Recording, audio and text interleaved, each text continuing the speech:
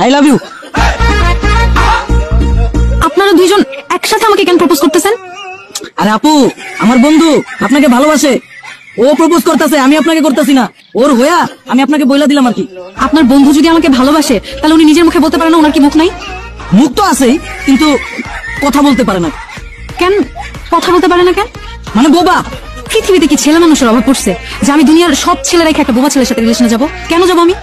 আপু, আপনি বুঝলেন না, আপনার তো সাত কপাল। আমার বন্ধু আপনাকে ভালোবাসে। এখন আপনার কাছ থেকে শিখতে হবে যে কোনটা সাত কপাল, তাই না? আমি কি দুর্ভাগ্য আর সৌভাগ্যের পার্থক্য বুঝি না? আমি আপনার এই বিষয়টা বুঝাই বলি। একটা মেয়ে একটা ছেলের কাছে কি চায়?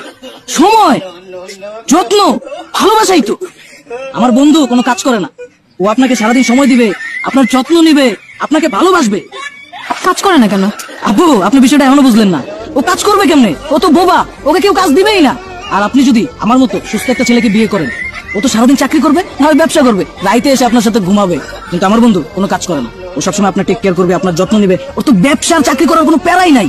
ওনার যদি কাজ বাজ না থাকে আর কাজে যদি না করে তাহলে সংসার চলবে কিভাবে?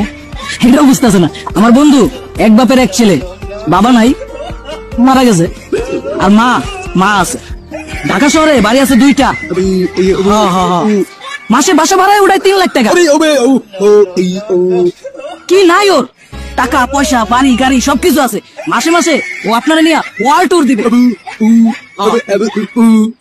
আপু, এইবার আসি সংসার বিষয়টা নিয়ে। আপনার কপালে ননদ দেবর জুটবো না, এটার কোনো গ্যারান্টি আছে? যদি দুইটা যায় তাহলে আপনার জীবন ওইখানেই শেষ। আপনার যদি বিশ্বাস না হয়, আপনার কোনো বান্ধবীরা জিজ্ঞেস করেন যার ননদ দেবর আছে। আর আমার বন্ধু, ওর তো কেউই নাই, শুধু একটা মা আর পুরা বাসা খালি। আপনি যদি ওরা বিয়ে করেন, আপনার কোনো প্যারাই হইব না। রিল্যাক্স একটা বাসার মধ্যে 2জন 3জন রিল্যাক্স। ঠিক আছে?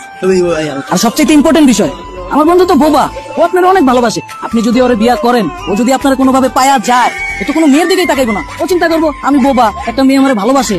এখন আমি যদি ওরে ঠকাই, অন্য মেয়ের কাছে যাই, আমার জীবনে তো কোনো মেয়েই জুটবো না। আপু, এবার পুরো সমীকরণটা মিলাম, দেখেন, বুঝেন।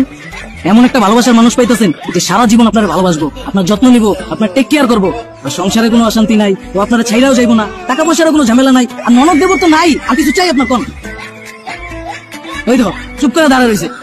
এমন একটা ভালোবাসার মানুষ পাইতেছেন, এটা তো আপনার সাত কপাল। এখন কোন আপনি কি রাজি? হ্যাঁ ভাইয়া, আমি রাজি। মামা রাজি হইছে, প্রপোজ কর।